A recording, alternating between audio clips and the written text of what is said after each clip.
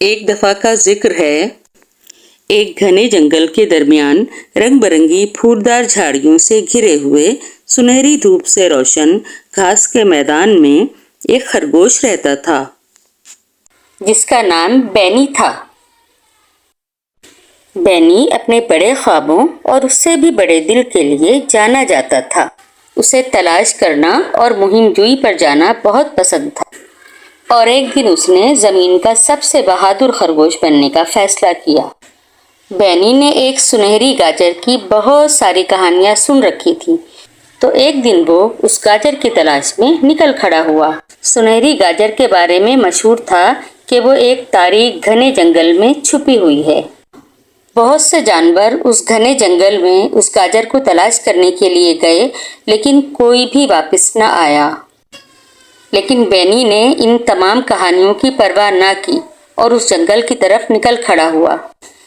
جیسے ہی بینی اس گھنے جنگل میں داخل ہوا، اس کا سامنا ایک بوڑھے الو سے ہوا جس کا نام اولیون تھا۔ اولیون نے اسے بتایا کہ وہاں کا راستہ بہت خطرناک ہے اور جو لوگ بھی وہاں گئے وہ کبھی واپس نہیں آئے۔ لیکن بینی کے بےحد اصرار پر اس نے اس کی بات مان لی اور اسے راستہ تلاش کرنے کے لیے ایک جادوئی نقشہ بھی دیا۔ بینی نے بڑی بہادری سے بہتی ندیوں کو عبور کیا اور اونچی پہاڑیوں پر چڑھا۔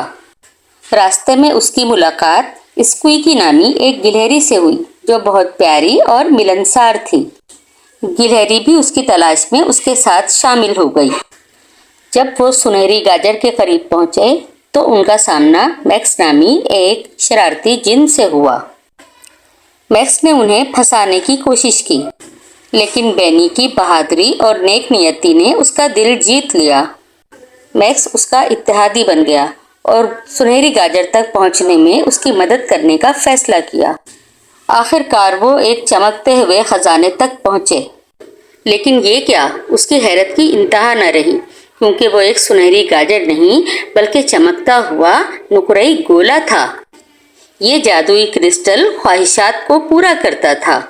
بینی نے اپنے دوستوں اور اہل خانہ کی مدد کے لیے طاقت کی خواہش ظاہر کی اور کرسٹل روشن ہو گیا۔ اس دن سے بینی نے گھاس کے میدان اور اس میں رہنے والی تمام مخلوقات کی حفاظت کے لیے اپنی نئی طاقتوں کا استعمال کیا۔ تمام جانوروں نے بینی کی بہادری کا بہت جشن منایا اور وہ بینی دی بہادر بنی کے نام سے مشہور ہو گیا۔